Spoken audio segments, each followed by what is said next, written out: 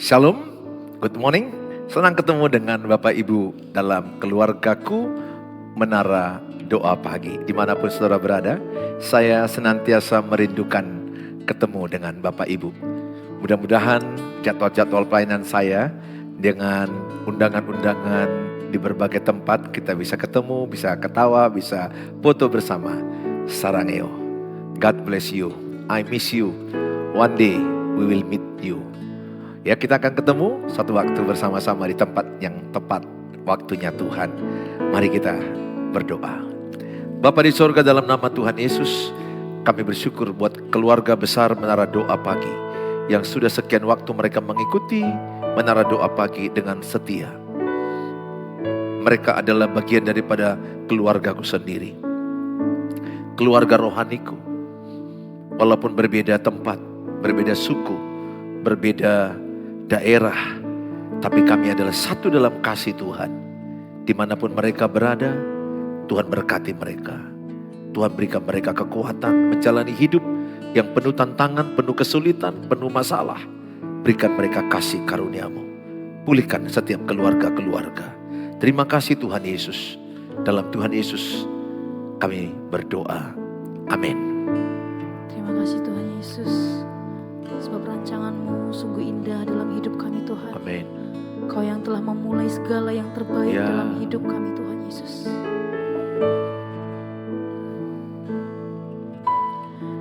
Yesus, Kau telah memulai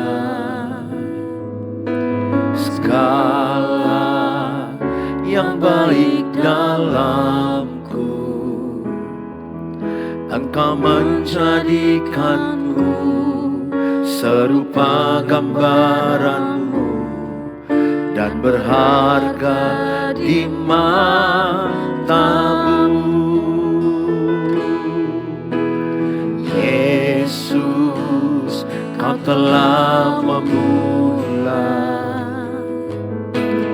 karya yang mulia dalamku. Kau berikan hidup-Mu sebagai ganti dosaku, karena kasih-Mu padaku. Sekarang ku memuji-Mu, Allah yang setia, yang tak pernah meninggalkan perbuatan tangan-Mu. Sekarang ku menyembah-Mu, Allah yang mulia, sempurnakan segenap hidupku agar indah bagi-Mu. Dari awal kita sama-sama nyatakan. Amin. Yesus, Kau telah memulai Segala yang baik dalam kami Tuhan. segala yang baik dalamku. Engkau menjadikanku serupa gambaran-Mu dan berharga di mata-Mu. Yesus, Kau telah memulai. Yesus, Kau telah memulai karya yang mulia dalamku. Kau berikan hidup-Mu sebagai ganti dosaku, karena kasih-Mu padaku. Sekarang ku memuji-Mu, Allah yang setia, yang tak pernah meninggalkan perbuatan tangan-Mu. Sekarang ku menyembah-Mu, Allah yang mulia, sempurnakan segenap hidupku agar indah bagi-Mu. Sekarang ku memuji-Mu, Allah yang setia, yang tak pernah meninggalkan perbuatan tanganmu. Sekarang ku menyembahmu, Allah yang mulia, sempurnakan segenap hidupku agar indah Kami sama-sama nyatakan, sekarang ku memujimu. Sekarang ku memujimu, Allah yang setia, yang tak pernah meninggalkan perbuatan tanganmu. Sekarang ku menyembahmu, Allah yang mulia, sempurnakan segenap hidupku agar indah bagimu, agar indah bagimu, agar indah bagimu.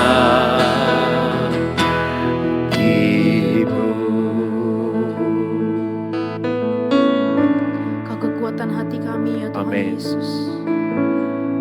Kuasa-Mu nyata dalam setiap hidup Haleluya. Kuasa-Mu nyata di dalam kelemahanku, kekuatan-Mu menopang seluruh hidupku. Dari mana datang pertolonganku? Hanya Yesus pertolonganku. Kuasa-Mu nyata, Kuasa-Mu nyata di dalam kelemahanku, kekuatan-Mu menopang seluruh hidupku. Dari mana datang pertolonganku? Hanya Yesus pertolonganku. Engkaulah sumber kekuatan hatiku,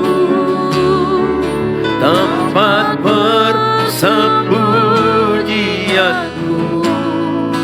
Engkau menolong di saat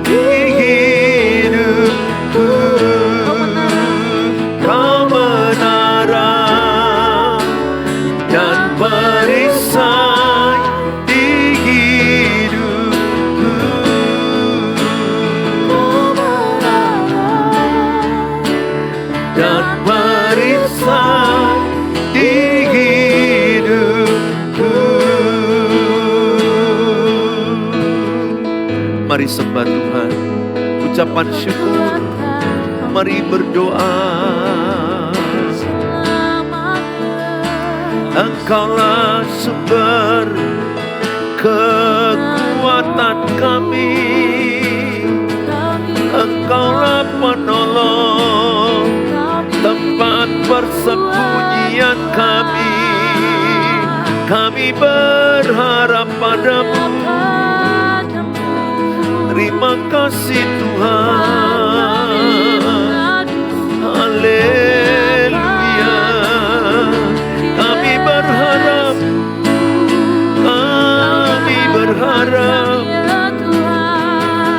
hanya padamu. Oh,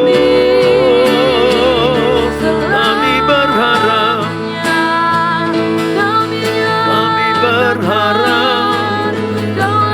hanya padamu, hanya padamu. Hanya Engkaulah kekuatan, hanya Engkaulah penolong, hanya Engkaulah perisai, Engkaulah persembunyian kami. Terima kasih, terima kasih. Kami bersyukur, kami bersyukur. Haleluya, haleluya. Terima kasih.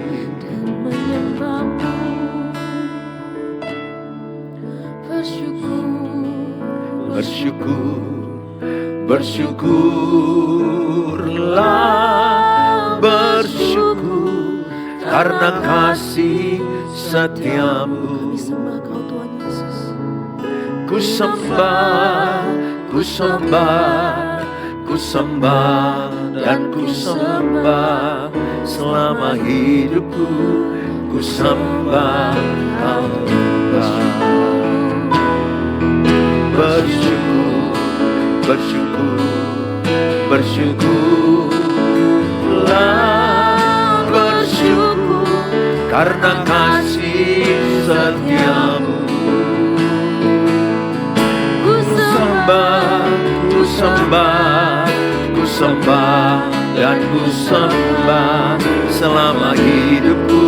Ku sembah Kau Tuhan.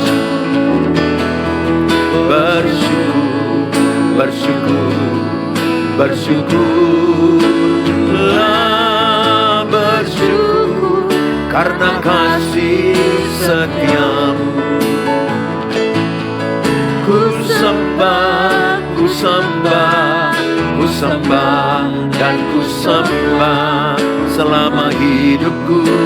Ku sembah Kau Tuhan. Selama hidupku, ku sembah Kau Tuhan. Selama hidupku, ku sembah Kau Tuhan. Mari kita berdoa. Bapa di sorga, dalam nama Tuhan Yesus, selama hidup kami sembah Engkau. Karena Engkaulah Tuhan dan Juru Selamat kami. Terima kasih Tuhan buat hari yang baru. Pagi hari ini kami dengarkan firman Allah dalam Tuhan Yesus. Kami terima firman-Mu. Amin. Shalom Bapak Ibu yang saya kasihi. Selamat ketemu kembali. Mari kita akan membahas firman Tuhan dengan tema tekun menghidupi kasih Allah. Tekun menghidupi kasih Allah. Sangat penting kita tekun menghidupi kasih Allah. Dan sangat penting sekali kita berdasarkan kasih Allah. Pernikahan yang kuat, Efesus 5 adalah berdasarkan kasih Allah. Maka saya berani berkata, setiap orang yang menikah dasarnya adalah kasih Allah, pasti tidak akan bercerai. Itu udah paku mati di Alkitab. Tidak akan bercerai. Kalau menikah dasarnya kasih Allah. Kenapa ada orang menikah? Dasarnya tidak lagi kasih. Dasarnya adalah nafsu. Dasarnya adalah harta, keegoisan, kesombongan. Harta atau hal-hal duniawi ini. Mereka tidak lagi menaruhkan kasih Allah dalam dasar pernikahan. Mereka tidak lagi menaruhkan kasih Allah menjadi pondasi keluarga. Tentulah akan ada perbedaan suami dan istri. Tentulah akan ada pertengkaran. Tentu akan adalah yang namanya beda pendapat, konflik. Pasti semua rumah tangga mengalami itu. Namanya saja kita menikah dengan lawan jenis. Menikah dengan lawan jenis berarti jenis yang berlawanan, sifatnya berlawanan, cara pembawaannya berlawanan, cara bicaranya berlawanan, menafsirkannya berlawanan, dalam banyak hal berlawanan.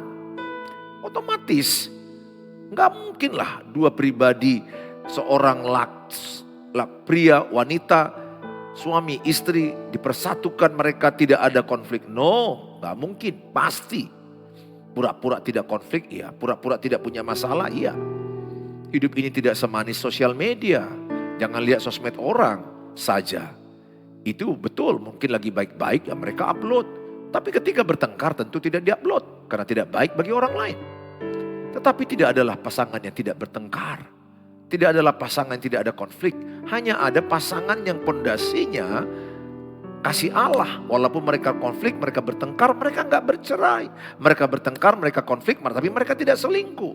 Mereka belajar mengasihi dengan kasih Allah. Dasarnya kasih Allah. Anak-anak juga 2-3 orang anak-anak kita akan banyak perbedaan karakter anak-anak. Mereka juga ada trauma, ada tekanan mental mereka. Sehingga pasti akan ada yang namanya perbedaan-perbedaan. Tapi kalau dasarnya kasih Allah, keluarga itu utuh. Dasarnya kasih Allah, maka mereka saling mengampuni, saling menerima kekurangan satu sama lain. Itu bedanya. Coba lihat seseorang, kalau di luar dia tidak marah-marah, tapi masuk rumah dia marah-marah. Kenapa? Karena di rumah memang dia diterima apa adanya. Di luar kan banyak jaim-jaim. Di kantor banyak jaga image. Di gereja lagi banyak jaga image. Kepura-puraan, drama-drama ada banyak. Menjaga atasan, menjaga pendeta, menjaga teman kerja, menjaga nama baik. Di rumah kan kita nggak pakai jaim-jaim lagi. Jadi kalau di rumah ada konflik, ada pertengkaran, sebenarnya satu sisi itu adalah memang karena merasa dia nyaman, dia menerima, dia mau melepas apa adanya. Tapi makin lama dia makin dewasa, belajar untuk membawa yang baik dalam rumahnya. Membawa damai dalam rumahnya juga. Di rumahlah kita lebih banyak mengalami pemulihan stres, pemulihan depresi, pemulihan tekanan. Karena di luar sana ada banyak tekanan-tekanan. Tapi di rumah kita dicas kembali oleh kasih Allah. Makanya penting sekali keluarga itu dibangun di atas kasih Allah. Kita akan membaca firman Tuhan dari kitab Ulangan 6. Kita mengulangi kemarin di Ulangan 6 ayat yang ke-7 sebenarnya. Tapi saya bacakan mulai ayat 4 kembali, 5, 6 dan 7. Dengarlah hai orang Israel, Tuhan itu Allah kita, Tuhan itu Esa. Ayat yang kelima Ulangan 6. Kasihilah Tuhan Allahmu dengan segenap hatimu dan dengan segenap jiwamu dan dengan segenap kekuatanmu. Apa yang diperintahkan kepadamu pada hari ini haruslah engkau perhatikan. Haruslah engkau mengajarkannya berulang-ulang kepada anak-anakmu dan membicarakannya apabila engkau duduk di rumahmu, apabila engkau sedang dalam perjalanan, apabila engkau berbaring dan apabila engkau bangun. Ayat ini mengajarkan harus engkau mengajarkannya berulang-ulang kepada anak-anakmu tentang kasih Allah. Haruslah engkau mengajarkan berulang-ulang kepada anak-anakmu bahwa Allah kita itu Esa. Jadi Allah kita itu Esa, bukan 3. Tuhan yang Maha Esa, yaitu Tuhan Yesus Kristus. Di dalamnya ada Allah Bapa, Allah Putra, Allah Roh Kudus. Oleh karena itu saudara, jangan pedulikan pemahaman-pemahaman orang yang gak mengerti tentang kekristenan. Tapi iman kita, Tuhan kita itu Tuhan yang Esa. Saudara yang saya kasihi, tanamkan berulang-ulang supaya mereka bertekun mengasihi Allah. Mengajarkan kepada anak-anak tidak boleh langsung satu waktu banyak. Gak boleh. Apalagi anakmu pria. Kalau anakmu yang pria itu kita nasihati. Kadang-kadang matanya gak mau lihat kita. Kadang-kadang dia sibuk lihat HP-nya. Kadang-kadang dia sibuk mengerjakan yang lain-lain. Tapi sebenarnya pikirannya sama kita. Sampaikan aja dengan pelan. Saya mengalami itu.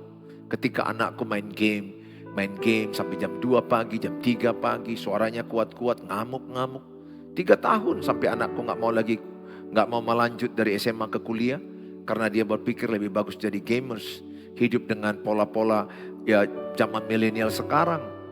Dia sudah berpikiran ke arah sana dan tidak mau kuliah. Tapi saya mengasihi anak saya. Bagaimana saya bisa anak saya lepas dari game? Ada banyak orang tua yang tidak bisa anaknya lepas dari game, dari gadget. Lihat anak-anak sekarang sudah diperbudak oleh gadget, sudah diperhamba oleh HP. Sehingga kemanapun mereka menunduk-nunduk, main game. Sebenarnya salah siapa? Sudahlah, nggak usah saling menyalahkan siapapun. Kasih Kristus tidak menyalahkan siapapun. Kasih Kristus memperbaiki yang salah. Kalau kita punya pandangan begini akan sangat baik. Orang tua, udah jangan salahkan dirimu. Jangan salahkan anakmu. Yang benar cara pandang kita, mindset kita, bagaimana kehadiran saya memperbaiki yang salah. Oleh kuasa Tuhan, oleh kasih Tuhan, kita bisa memperbaiki yang salah. Anak saya terikat game. Lebih kurang 3 tahun dia sibuk main game. Dan tidak mau lagi melanjutkan kuliah. Sehingga bermalas-malasan belajar. Saya sampai jam 2 pagi, jam 3 pagi kami beda kamar. Saya mendatangi dia dan dia akhirnya konflik, marah-marahan. Saya bertengkar habis dengan dia. Makin saya lawan, makin saya larang, makin dibalas, makin marah, makin ngamuk. Karena orang yang terikat gadget, yang terikat game, emosinya sumbu pendek, mudah meledak. Tidak fokus belajar, tidak konsentrasi, asosial, tidak peduli dengan lingkungan rumah, tidak peduli dengan apa yang terjadi di Portibion. Di luarnya nggak peduli apa yang terjadi, asosial. Makanya orang yang terikat gadget dan game, biasanya dia menjadi karakternya buruk, emosional, mudah marah dan tidak pedulian dan melawan. Tapi apa yang saya lakukan pada waktu itu? Sempat sih terasa ada kecewa dan putus asa. Tapi Tuhan berkata, marilah kepadaku yang letih, yang lesu, berbeban berat. Aku akan berikan kelegaan. Aku datang kepada Tuhan. Tuhan, aku letih. Beri aku hikmat bagaimana aku memenangkan anakku. Apa yang kulakukan Bapak Ibu? Saya yang berubah. Saya terus semakin tekun mengasihi Tuhan. Ingat, kalau kita mau mengajarkan anak-anak kita mengasihi Tuhan, kita duluan mengasihi Tuhan. Kita tidak mungkin memberi dari apa yang tidak ada pada kita. Berilah dari apa yang ada padamu. Berilah dari apa yang kau hidupi, yang kau lakukan, yang kau yakini. Apa yang bisa saya lakukan? Saya mengasihi Allah. Saya bertekun, aku mengasihi Allah. Dengan segenap hati, segenap jiwa, akal, budi, kekuatanku mengasihi Allah. Berdoa pagi, siang, malam. Bersekutu kepada Tuhan, berserah kepada Tuhan. Kami bergandengan tangan. Kami lihat kuasa Tuhan bekerja. Pelan-pelan anakku berubah. Aku menjadi sahabat dengan dia. Ingat caranya bagaimana? Jadi sahabat dengan anak. Berteman dengan anak. Bukan lagi melarang. Bukan lagi melarang. Melarang justru makin berlawanan. Jadi teman. Bersahabat. Oh, mengerti permainan game itu. Oh, bagaimana anakku Jamie permainan gamenya. Papa gak paham. Oh, begini Pak. Ini ada kelompok ini. Bisa dari luar negeri, dalam negeri kita pakai tim. Kita saling dapat champion, dapat juara, dapat ini, dapat ini, dapat ini. Oh ya? Oh, saya belajar. Walaupun saya gak paham. Oh, oke. Tapi jangan lupa ya nak, untuk tidur malam. Nanti supaya besok sekolah, supaya bisa pelajarannya dapat dimengerti. Oke Pak, pelan-pelan makin berkurang jamnya. Seminggu, sebulan, setahun pendekatan. Anakku semakin lama makin menurun. Kenapa? Dia nyaman dengan papanya. Dia main game di depanku, dia nyaman dengan aku. Pelan-pelan nasihatku masuk. Masa depanmu sudah disediakan Tuhan. Saya katakan, masa depanmu sudah disiapkan Tuhan. Percayalah, masa depanmu indah. Main game tidak salah. Saya katakan asal porsi waktunya tepat. Mungkin setengah jam, ya katakanlah 1 jam paling hebat. Kalau bisa setengah jam, 1 jam refreshing habis belajar. Mulai dia lakukan hanya 1 jam 1 hari. 1 jam 1 hari. Pelan-pelan lama-lama setengah jam. Ya sampai sekarang dia sudah seorang evangelis dan seorang dokter muda. Dan dia melayan Tuhan. Puji Tuhan, memenangkan anak dengan cara mengasihi dia. memenangkan anak dengan cara bersahabat, memenangkan anak dengan cara bergaul, berteman, menjadi sahabat bagi anak-anak. Kita menerima dia apa adanya. Ingat, kasih Tuhan menerima pasanganmu apa adanya. Menerima anak-anakmu apa adanya. Menerima orang lain apa adanya. Itulah kasih Tuhan yang sempurna. Yaitu memampukan kita mengasihi orang dengan segala kelemahannya. Memampukan kita mengasihi orang dengan dosa-dosanya. Tapi kita tetap benci dosanya, tapi kita mengasihi orangnya. Itulah kasih Tuhan yang sempurna. Menerima orangnya apa adanya, tapi tetap kita benci dengan dosanya. Kita tetap tidak suka dengan dosanya. Tapi kita tetap mengasihi orangnya. Kasih agape, kasih Allah yang sempurna. Kasih yang tidak minta dibalas. Kasih yang tulus, kasih satu arah. Kalau kasih dunia dua arah. Aku mengasihi, balas aku dengan kasih juga. Aku memberi, balas aku dengan memberi juga. Aku hormati kau, engkau juga hormati aku. Kasih Tuhan tidak. Aku menghormati engkau, aku mengasihi engkau. Mau kau balas, mau kau tidak balas, aku tetap mengasihi engkau. Itu kasih agape, kasih yang sempurna. Saudara, aku mengasihi anakku. Dan aku mengajarkan berulang-ulang. Sedikit-sedikit. Saat pagi, saat berbaring, saat duduk, saat di mobil, saat di restoran, lagi jalan, lagi olahraga, saya sampaikan. Ingat, anak-anak itu gak suka dalam satu waktu banyak nasihat, dia gak suka. Dia suka sedikit tapi sering. Tulis dalam kolom, saya menjadi teladan bagi anak-anak saya. Tulis dalam kolom, saya menjadi teladan bagi anak-anak saya. Tulis dalam kolom, saya menasehati anak-anak sedikit tapi sering. Nah ya, tulis, saya menasehati anak-anak sedikit tapi sering. Saat duduk makan, saat lagi liburan, saat lagi jalan-jalan, nasihati anak-anakmu sedikit tapi sering. Ayat yang ketujuh ini di Ulangan 6 ayat ketujuh menggambarkan pola parenting yang terus menerus. Mengajarkan saat duduk, berjalan, berbaring, dan bangun.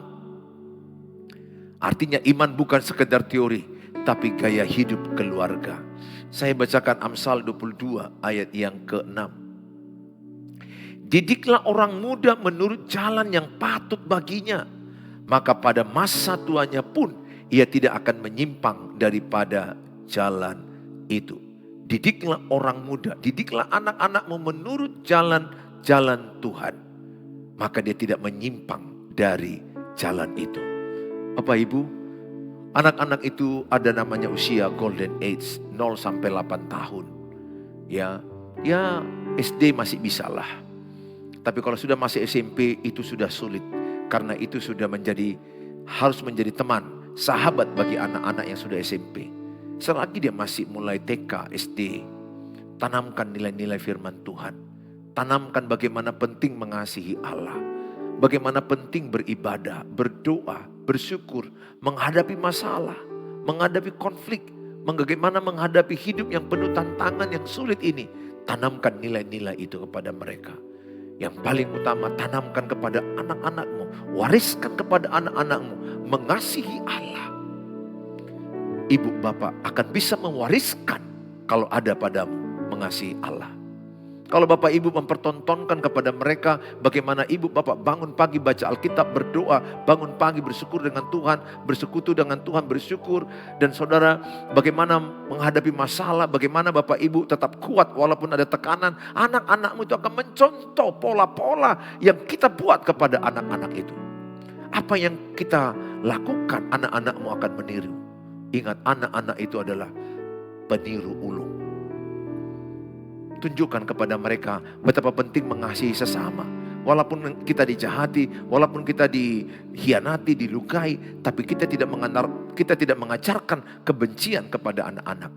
Kita tidak mengajarkan mengutuki orang kepada anak-anak. Kekristenan mengajarkan mengasihi musuh, memberkati orang yang jahat kepada kita, membalas kejahatan dengan kebaikan. Bahkan memberi makan minum seteru. Engkau bagaikan meletakkan bara api di atas kepalanya. Saudara, penting sekali nilai-nilai luhur sampaikan kepada anak-anakmu bagaimana penting mengasihi Allah. Bagaimana hidup jujur, berintegritas, rajin, disiplin, berjuang, daya juang yang tinggi. Ajarkan bangun pagi, bersihkan tempat tidur. Ajarkan nilai-nilai yang kelihatannya sepele, tapi itu menentukan bagi anak-anakmu. Bagaimana habis makan bertanggung jawab dengan piringnya, mencuci piringnya, merapikan piringnya, merapikan pakaiannya. Ini penting, nilai-nilai ini tanamkan. Orang tua tanamkan hidup mandiri. Di luar negeri anak-anak hidup mandiri. Kebanyakan mereka tidak punya asisten rumah tangga. Mereka hidup mandiri. Tanamkan nilai-nilai kekudusan kepada anak-anak. Bagaimana hidup kudus, menjaga kesucian, menjaga kekudusan. Bagaimana menjadi orang yang setia dengan pasangan. Tanamkan sama anak-anak bagaimana setia dalam mengasihi pasangan pada waktunya tentunya. Tanamkan nilai-nilai kekudusan, tanamkan nilai-nilai, pondasi-pondasi, dasar-dasar kekristenan. Sehingga mereka akan suka merenungkan firman siang dan malam.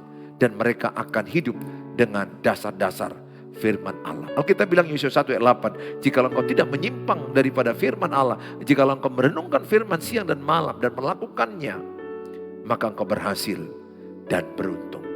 Matius 6 ayat 33, cari dahulu kerajaan Allah dan kebenarannya, maka sekaliannya tambahkan padamu. Orang yang mencari kebenaran, orang yang mencari Allah, tidak mungkin hidupnya makin lama makin berkekurangan. Alkitab yang bilang itu, makin lama hidupnya makin berkecukupan, bahkan berlimpah, supaya hidupnya jadi berkat bagi orang lain. Berlimpah bukan berarti 5 mobil, 5 miliar rumah, 5 miliar deposito, bukan. Berlimpah artinya engkau cukup makan, tapi makananmu masih bisa memberkati makan orang lain, satu orang, satu keluarga atau beberapa orang. Bajumu cukup, tapi engkau bisa memberikan baju kepada orang lain. Saudara, tanamkan nilai-nilai, prinsip-prinsip firman Allah kepada anak-anak. Efesus 6 ayat 4. Dan kamu bapak-bapak, janganlah bangkitkan amarah dalam hati anak-anakmu, tetapi didiklah mereka di dalam ajaran dan nasihat Tuhan. Didik. Orang tua itu tidak disuruh memukul anak. Ini banyak sekali yang salah. Orang tua gak disuruh membentak anak. Ada banyak orang tua membentak anaknya dan anaknya menjadi trauma, anaknya juga menjadi tersakiti. Ingat orang tua, kalau pada masa kecil anakmu kau bentak, lihat ketika engkau tua, anakmu itu akan membentak engkau juga.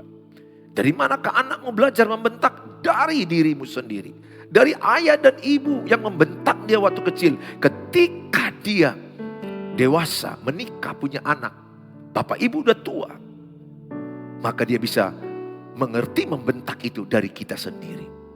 Lihat, ada anak-anak yang kita jumpai, orang tuanya dibentak. Berapa banyak kita melihat anak-anak yang sudah berhasil membentak orang tuanya, merendahkan orang tuanya. Dari mana mereka dapat itu? Dari diri orang tua itu sendiri. Kalau sedini mungkin orang tua mengajarkan kasih, disiplin, tegas, tetap ada disiplin, tetap ada ketegasan, tetap ada sanksi. Tapi tidak bentakan, tidak pukulan. Ada banyak orang Batak atau orang lain, suku apapun yang kadang membentak dan memukul. Akibatnya anaknya terluka, trauma, ada dikurung di kamar mandi, ada ditunjang, ada ditampar, ada diambil kopel, dipukul, disakitin. Aku berdoa, saudara jangan salah tafsir. Oh, hai orang tua, ambillah rotan, pukullah anakmu. Bukan itu artinya. Didiklah anakmu, itu maksudnya. Rotan itu melambangkan tegas kepada anakmu. Tegas boleh. Tegas tidak harus bentak. Tegas tidak harus pukul. Pemahaman ini parenting yang banyak salah di orang tua. Aku berdoa saudara memahami bagaimana parenting mendidik anak dalam kasih Allah.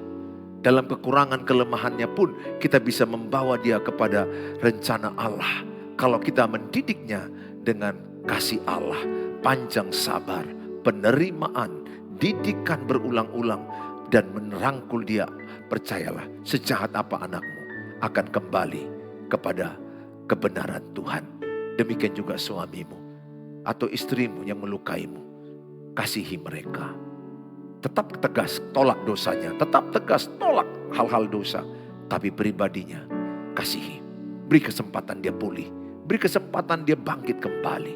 Tuhan Yesus memberkati keluarga saudara. dalam Tuhan Yesus. Diberkatilah anak-anakmu, keluargamu, cucumu, pasanganmu, seisi rumahmu, dibungkus oleh kasih Allah. Mari kita berdoa. Bapa di sorga, dalam nama Tuhan Yesus, kami bersyukur Tuhan pada pagi hari ini. Kami sudah mendengarkan firman Allah. Betapa penting kami tekun mengajarkan kasih Allah kepada anak-anak kami, kepada cucu kami, kepada keluarga kami. Betapa penting keluarga kami dibangun di dalam kasih Allah. Sehingga ketika ada yang gagal, yang jatuh, yang salah, berdosa, tapi keluarga itu tetap terikat kuat di dalam kasih Allah. Hamba-Mu berdoa dalam nama Tuhan Yesus. Setiap kami yang menyaksikan tayangan ini, berkatilah, pulihkanlah hubungan suami istri, saling mengampuni, saling merendahkan hati, saling menerima apa adanya. Pulihkanlah hubungan anak-anak dengan orang tua. Biarlah keluargaku yang ada di YouTube ini, keluarga rohaniku, dipulihkan rumah tangga mereka, dipulihkan hubungan pernikahan, dipulihkan anak-anak mereka, dipulihkan. Sehingga mereka merajut kembali hubungan yang hancur oleh karena kasih Allah. Terima kasih buat pagi hari ini. Berkati Tuhan yang sakit juga.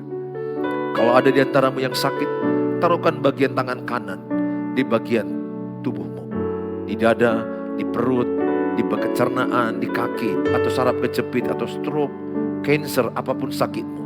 Ginjal, paru-paru, jantung. Dalam nama Tuhan Yesus, terimalah kesembuhan. Ketika engkau menempatkan tanganmu, aku berdoa juga dalam nama Tuhan Yesus. Urapan kesembuhan terjadi. Urapan bilur-bilur Allah, kuasa Allah. Oleh dalam nama Tuhan Yesus, engkau sembuh, sembuh, sembuh dengan iman. Dengan iman, Tuhan berkati obat-obatmu, dokter dan rumah sakit. Tuhan berkati juga mereka yang lagi berkesusahan keuangan. Mereka lagi mencari pekerjaan, mau jual rumah, ingin mendapat keturunan, ingin anaknya mendapat pekerjaan, dapat jodoh, atau ada anaknya yang sedang ujian-ujian. Hamba-Mu berdoa, berkatilah semua yang menyaksikan tayangan ini. Diberkatilah yang mengandalkan Tuhan. Tuhan memberkatimu. Di dalam nama Tuhan Yesus, kami berdoa. Haleluya. Amin. Mari kita mengucapkan doa Bapa kami. Bapa kami yang di sorga, dikuduskanlah nama-Mu. Datanglah kerajaan-Mu, jadilah kehendak-Mu di bumi seperti di sorga. Berikanlah kami pada hari ini makanan kami yang secukupnya, dan ampunilah kami akan kesalahan kami, seperti kami juga mengampuni orang yang bersalah pada kami. Dan janganlah bawa kami ke dalam pencobaan, tapi lepaskanlah kami dari jahat, karena Engkau yang punya kerajaan dan kuasa dan kemuliaan sampai selama-lamanya. Amin. Terimalah berkat damai sejahtera dari Allah Bapa, cinta kasih sempurna Tuhan Yesus, penyertaan Allah Roh Kudus menyertaimu saat ini sampai selama-lamanya. Amin. Bapak Ibu, kalau Bapak Ibu terberkati dengan tayangan ini, bagilah berkat firman ini kepada banyak orang, supaya banyak anak-anak diselamatkan, keluarga pernikahan diselamatkan. Dengan Bapak Ibu membagikan link ini, Bapak Ibu sudah terlibat dalam pembagian firman Allah. Saudara yang saya kasihi, kalau Bapak Ibu rindu mendapatkan renungan firman atau rindu mendapatkan konseling, hubungi saya di 0811 63 7347. Itu WA pribadi saya, hanya satu WA pribadi saya. Tapi kalau saya agak telat karena begitu banyak kegiatan saya, mohon dimengerti. Saya akan berusaha untuk membalasnya. Saudara yang saya kasih, kalau saudara terberkati dan ingin menabur kebaikan untuk mendukung pelayanan, saudara bisa tabur di dalam rekening ini. Tuhan Yesus memberkati, sampai ketemu besok pagi jam 5 pagi waktu Indonesia Barat. God bless you. Bye.